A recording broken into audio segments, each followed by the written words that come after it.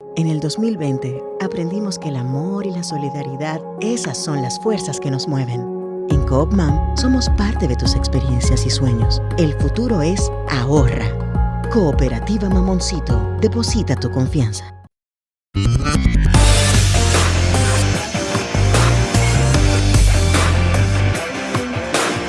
Bueno, aquí estamos, señores, desde la República Dominicana. Soy Ivonne Ferreras, así se llama mi canal de YouTube. Es un lunes en el que, no hay tantas informaciones a más del inicio del año escolar o que se emitió una orden de captura de captura para Quirinito. Eso, según explican los sabios y los que manejan el derecho, es para que no perima ese caso que desde hace 6 años, señor, con las mismas características extraordinarias, ¿no?, y místicas de Lázaro, pues se levantó de su tumba, se desgaritó y nadie nunca ha sabido por los centros espiritistas donde está Quirinito, pero todos sí sabemos que eso es parte de un entramado, porque nadie desaparece así nada más porque sí de la faz de la tierra.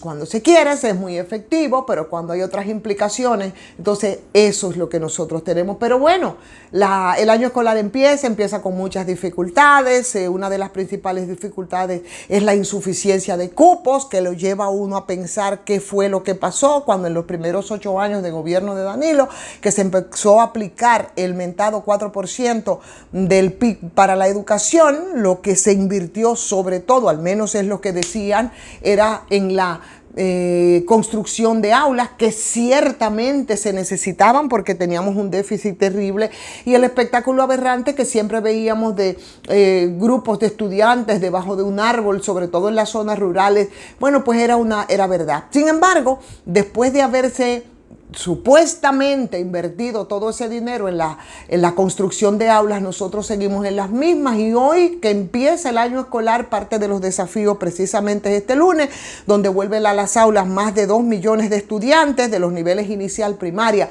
y secundaria. Pues ahí está, tenemos que las expectativas y los preparativos por parte de los estudiantes y por parte de las autoridades gubernamentales no carecen precisamente de eso, que es la falta de aulas. Y bueno, eso porque es el momento, parece, de que las metas académicas empiecen a renovarse por un lado, y por otro lado, en qué condiciones nosotros vamos a comenzar el año escolar.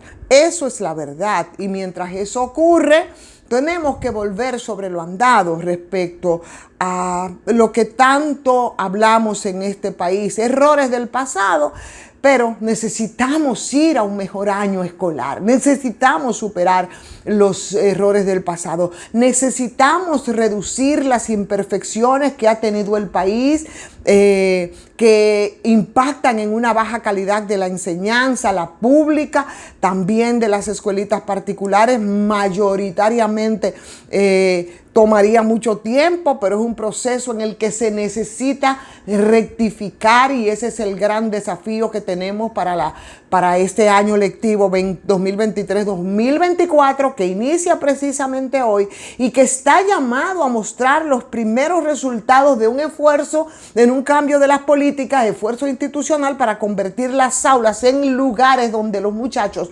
puedan construir realmente un futuro frente a todas las falencias y carencias que arrastramos. Entonces debe de una vez y por todas quedar atrás, asignar prioridad al levantamiento de edificios, a gastos generales de orientación hacia el fortalecimiento estructural, hacia la optimización de los recursos humanos.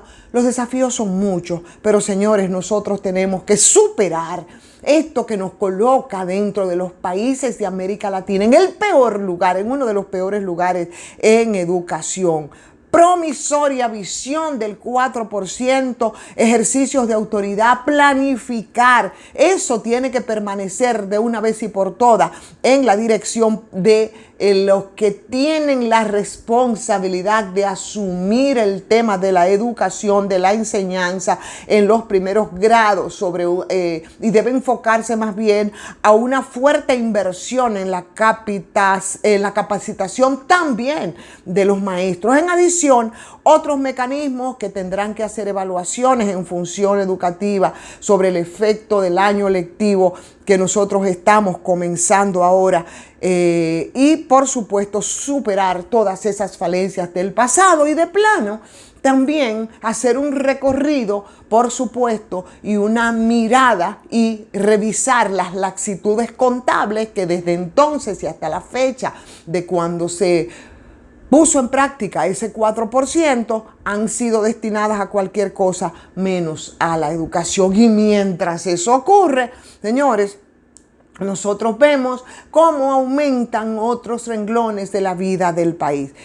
Hoy también me quiero referir, aunque ya es una información que corrió el pasado fin de semana, bueno, específicamente el viernes. Ustedes recuerdan que se había hablado de la variación de la medida de coerción al Yanalán con un sistema de justicia que nosotros tenemos aquí en República Dominicana, que a veces uno piensa que no es propio de un Estado democrático o de un Estado de derecho como está plasmado en la Constitución. Por el contrario, parece y es de hecho un sistema injusto, un sistema clasista, ¿verdad? Porque a todos no se tratan por igual, ni siquiera los que delinquen, que privilegia a unos, otros los condena y los manda a hundirse en las cárceles. Eso, por supuesto, siempre va a depender del estatus económico, del estatus político, por supuesto que también del estatus social en un país donde la acumulación da honorabilidad, aunque esa honorabilidad y esa acumulación sea producto de una acumulación ilícita. Los pobres, bueno, los pobres van a las cárceles. Yo pienso que está muy bien lo que ocurrió con Yanalán y con la variación de la medida de coerción. Yo pienso que nosotros no tenemos que atiborrar las cárceles de personas que pueden cumplir con otros mandatos de las medidas de coerción, en el caso de Yanalán. Señores, pero vamos a seguir insistiendo en algo que hemos dicho y lo quiero decir con un poquito más de detalle porque para todo el mundo es sabido. Bueno, una cosa es para los yanalanes y otra cosa es para los ningunos ninguneados, esos pobres que van a las cárceles mientras los ricos, los poderosos, aunque hayan excepciones que simplemente confirmen las reglas, la situación es diferente. Las cifras aquí en este país hablan por sí mismos y el sistema, y se ha dicho mucho, pero lo quiero repetir, por supuesto que tenemos que repetirlo y no normalizarlo. En tanto nos callamos, lo normalizamos. El sistema carcelario del país, ¿en qué consiste? Bueno, aquí nosotros tenemos 35 recintos carcelarios, 12 son de corrección y rehabilitación, deberían de serlo por lo menos, 23 del denominado viejo modelo, de eso que tiene como sardina en lata, almacenes de presos donde purgan sus condenas la mayoría, que son los pobres de este país. Entonces, el total de personas que están guardando prisión alcanza cerca de los 26,000 reclusos que se encuentran ahí apresados como sardinas entre rejas y de esos 26,000, un 70% están de manera preventiva. A pesar de que el 50% de esos infelices que están ahí cumpliendo prisión de manera preventiva ya ha cumplido con la medida de coerción que le fue impuesta según lo que establecen las leyes nuestras y según lo que se está estipulado. Por tanto, si 50% igual se mantienen ahí, entonces estamos violando el derecho de defensa y ahí si estamos violando el debido proceso que a nadie le importa y esa presunción de inocencia de todos los ciudadanos que están acusados de cometer delito. Eso era muy socorrido en tiempos aquí de la postdictadura, digo yo, en los tiempos de Joaquín Balaguer, donde aquí se violaba increíblemente todo el tema de la prisión y eso era una cosa bueno, permeado por situaciones políticas que nosotros los veíamos permanentemente. Y ahora, señores, ahora lo vemos simplemente por el tema de la discriminación. Y hay un porcentaje que es bastante alto de internos, como se les llaman ahora, pero al final son presos, y presos, señores, de la peor manera, que están en nuestras cárceles, donde no solo están preventivos, casi el 70%, la mayoría pobres, sin nombre, sin apellido, sin dinero para pagar abogados, como ocurre con otros también presuntos delincuentes que los puedan defender, esos que tienen muchos renombres y que sí pueden pagar sumas millonarias para que los defiendan a rajatabla, cuando en muchos casos todos sabemos que no son inocentes, pero por supuesto hay que cumplir con el mandato de la justicia. Entonces, mientras tanto, ¿qué tenemos nosotros? Nosotros tenemos cárceles hacinadas, que es un espectáculo bochornoso, vergonzoso. La cárcel de la Victoria es un ejemplo que puede graficar perfectamente lo que estamos diciendo. Una cárcel que ha encerrado hasta 8,000 personas cuando fue construida, ¿verdad?, para 2,000 personas. Pero eso, por supuesto, son los desheredados de la justicia. Por tanto, tenemos que utilizar cada situación de esta que se da para seguir clamando, aunque a veces parece en el desierto, por la necesidad de humanización de las cárceles, pero humanización de las cárceles en donde encierran los ciudadanos de abajo, donde no les quitemos, además de la libertad y además de la posibilidad de insertarse a la sociedad, además de la posibilidad de educarse, además de la posibilidad de vincularse a los medios de producción, también le quitamos la dignidad. Y las cárceles están abarrotadas de presos preventivos con un sistema de justicia que es bastante costoso y que definitivamente deberíamos ir pensando en esa cultura trujillista del tránquelo y simplemente que se pudran en las cárceles, mientras a los que se roban el país, presuntos o no, a esos entonces los tratan con todos los vericuetos de la ley, con abogados que en medio de su sagacidad, y para eso cobran mucho y tienen mucho para pagarle. Entonces a eso sí que el Estado de Derecho tiene que prevalecerle.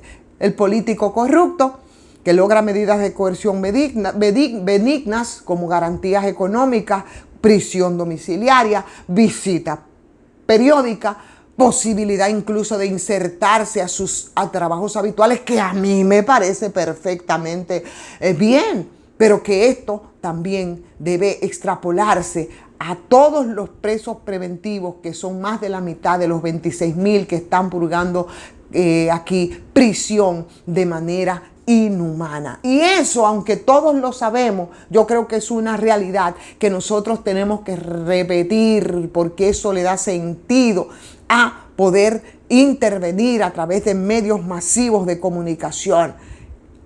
Y definitivamente, señores, eso es algo que nosotros tenemos pendiente. La culpa no es exactamente en muchos casos del Ministerio Público, y ahí se empiezan a repartir, de jueces miserables, de jueces cobardes, de jueces corruptos. Pero mientras tanto, señores, la inequidad, el desequilibrio, definitivamente respecto a las medidas de coerción, dependiendo de quiénes sean los que estén en medio de esos procesos en este país, sigue siendo un dilema y por supuesto sigue siendo una gran expresión de desigualdad. Vamos a agradecer a Farmacias GBC, 20% de descuento, eso es en todas sus sucursales. Farmacias GBC, muy cerca de usted, una Medicar GBC. A usted muchísimas gracias, señores, por seguirnos a través de esta transmisión, que les decimos estamos trabajando y preparando todo para que en un tiempo relativamente corto nosotros podamos ir tempranito en la mañana, ir en vivo. Por mucha gente que nos extrañaban nuestras intervenciones en las madrugadas en la emisora donde participábamos. Seguiremos en las emisoras en las tardes, pero vamos a hacer es retomar ese contacto ahora también en las madrugadas a través de este medio que es alternativo, que es YouTube. Así es que mientras tanto vamos a darle like, vamos a compartir y vamos a suscribirnos los que no lo han hecho también a patreon.com/soy Ivonne Ferreras.